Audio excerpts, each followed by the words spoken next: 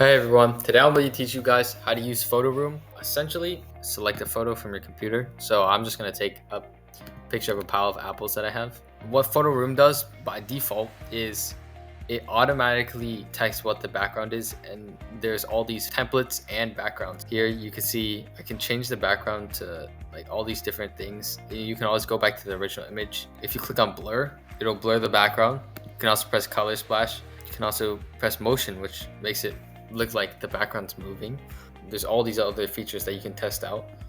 I'm just going to click original again. So you can always click original to restore it.